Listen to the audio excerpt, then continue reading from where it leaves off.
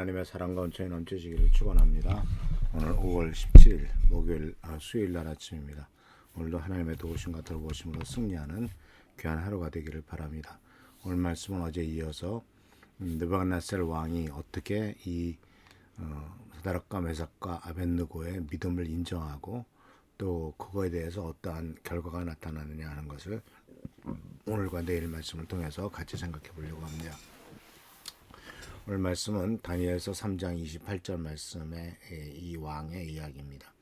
느부갓네살 왕이 말하였다. 사드락과 메삭과 아벳느고를 돌보신 하나님을 찬송하여라. 그는 천사를 보내서 그의 종들을 구하셨다. 이 종들은 저희의 하나님을 의뢰하여 저희의 몸을 바치면서까지 왕의 명령을 거역하고 저희의 하나님 말고는 다른 어떤 신도 절하여 섬기지 않았다. 자, 이 28절에 나오는 말은 느부갓네살 왕이 사드락과 메삭과 아벳느고에 대해서 평가한 이야기입니다.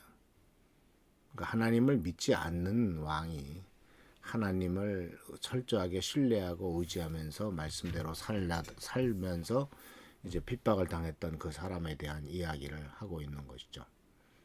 그래서 이 말씀 속에서 어저께는 이제 하나님의 구하심에 대한 말씀을 생각해 보았지만 이제 오늘은 바로 이 세 사람들이 어떻게 믿음을 보여주었느냐라고 하는 그 믿음에 대한 것을 이 느부갓네살 왕이 인정하는 모습을 볼 수가 있어요. 그래서 이 모습은 바로 하나님의 구원을 경험한 이들의 특징과 성격을 잘 설명을 하고 있습니다. 첫 번째로 보면은 이 느부갓네살 왕이 한 말 중에서 중요한 것은 저희 하나님을 신뢰했다라는 말, 의뢰하여라고 하는 번역되어 있지만 이것은 이제 신뢰했다라고도 되어 있습니다. 트러스트라는 단어가 쓰여 있죠. 근데 이 신뢰했다라고 하는 것은 이것은 바로 철저하게 하나님을 의지하고 섬기고 행동하다라고 하는 뜻이고요. 그리고 또 이 말 속에서는 어떤 의미가 있냐면 하나님 앞에 온전히 잠겼다, 하나님 앞에 완전히 들어갔다라고 하는 것을 볼 수가 있습니다. 그래서 이 말의 원래 뜻이 신뢰하다라는 말의 뜻이 그 자신을 잠그다, 그 자신을 씻다라고 하는 의미를 갖고 있어요. 그러니까 이 물속에 잠근다, 씻는다라고 하는 것은 죽는다라는 의미가 포함되어 있고 이것은 바로 침례와 같이 주님과 함께 죽었다가 주님과 함께 다시 살아나는 죽음과 부활을 의미하고 있는 거죠. 그러니까 하나님을 신뢰한다고 하는 것은 내가 죽을지라도 하나님께서 나를 부활시켜 줄 것이다 라고 하는 것을 철저하게 믿는 이런 모습들이 바로 이 신뢰하다라는 단어 속에 포함되어 있는 것입니다. 그래서 이 말씀은 동시에 이제 어디에 또 같이 쓰여져 있냐면은 예레미야서 17장 7절에도 쓰여져 있는데 이렇게 되어 있어요. 그러나 여호와를 믿고 여호와를 의지하는 사람은 복을 받을 것이다. 여기서도 여호와를 의지한다 또는 이 여호와를 믿는다. 여기에서 이제 믿는다라는 단어를 또 역시 동일하게 신뢰한다라는 같은 단어로 쓰여져 있는 것을 볼 수가 있습니다. 그리고서 여호와를 의지한다라고 하는 것은 여호와 하나님 앞에 그의 소망과 확신을 둔다라고 하는 뜻이죠. 그래서 이제 그 느부갓네살 왕이 인정한 것이 첫 번째로 보면 하나님을 신뢰했다. 그는 철저히 하나님을 의지했다라고 하는 것이 첫 번째에 그 인정한 것이고 두 번째는 저희의 몸을 버릴 각오를 했다. 목숨을 버릴 각오를 했다라는 거예요. 자, 이 말씀을 실천하다 보면은 그 말씀을 실천하다 보면은 손해를 보는 일들이 인생에 생길 수가 있어요.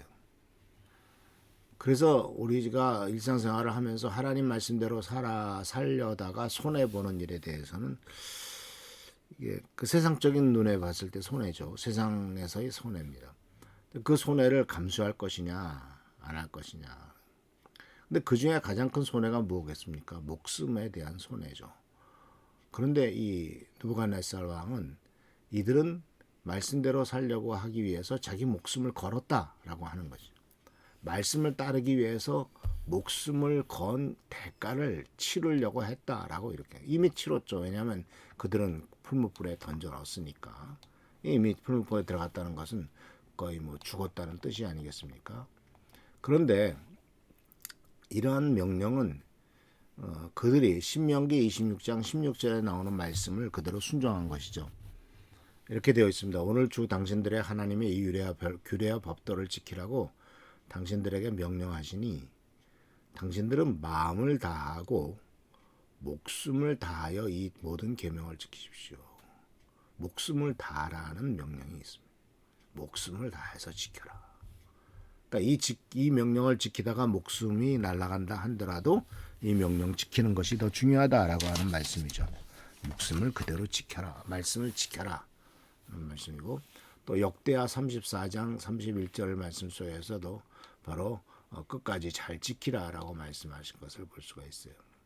그래서 이것은 말씀을 지키기 위해서 치르는 대가가 심지어 목숨의 대가라 할지라도 그들은 그렇게 했다라고 느부갓네살 왕은 이 세 청년의 믿음에 대해서 얘기를 했고 그리고 왕의 명령에 대해서 거역했다라고 하는 말입니다. 왕의 명령을 부인했다라고. 왕의 명령에 대해서 왕의 말씀을 거역하고 무시하고 왕의 말을 바꾸었다.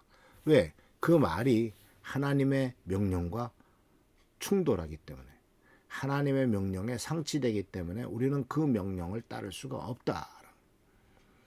사실은 그 권력자의 말이라고 하는 것은 굉장히 힘 있고 무게가 있죠. 그 권력자의 말을 따르지 않는다면은 심지어 목숨까지 날아갈 수가 있고 지금이야 뭐 목숨까지 날아가지 않겠지만은 많은 손해를 보지 않겠습니까? 그런데 이 권력자의 말을 따르면은 이익이 있을 것이고 세상살이에 편해질 것이지만 그 말을 따르지 않으면은 굉장한 어렵고 힘든 일들이 생길 텐데 이렇게 하기 위해서는 바로 대단한 결단과 용기가 필요하고 분명한 신앙적 가치관에 근거해서 이렇게 행동하는 것을 보게 됩니다. 그런데 우리는 이 왕의 명령에 거역할 정도로 목숨을 걸고 왕의 명령에 거역할 정도로 대단한 믿음을 보여줬던 이 세 청년과 비교해 볼 때 우리들은 이 세상의 요구에 그 목숨 걸는 것까지는 뭐 바라지도 않겠지만 이 세상의 요구에 너무나 쉽게 순응하고 있고 그것을 따라가고 있지 않는가라고 하는 것을 반성합니다. 특히 돈의 요구에 대해서는 우리가 그냥 무작정 따라가죠. 돈만 된다면야 하면서. 그러나 오늘 우리는 우리들에게 주시는 이 세 청년의 믿음을 느부갓네살 왕이 인정했던 모습을 생각하면서 우리들도 선택의 기로에 있을 때 어떻게 할 것이냐. 물론 우리들에게는 목숨을 걸 만큼 그런 위기에 믿음을 지키기 위해서 목숨을 걸어야 된다고 하는 그런 상황이 우리들에게는 다가오지 않겠지만 가끔은 엄청난 손해를 봐야 되는 일도 있을 수가 있기 때문에 선택의 기로에 있을 때 목숨을 걸고 하나님을 선택하는 자세가 우리에게 필요하다라는 사실을 기억하면서 하나님의 은혜 가운데서 더욱더 이 세 청년의 믿음을 본받고 또 다른 사람들이 느부갓네살 왕의 세 청년의 믿음을 이렇게 인정하듯이 우리들의 믿음도 주위 사람들로부터 인정을 받는 우리 귀한 성도님들의 삶이 되기를 축원합니다.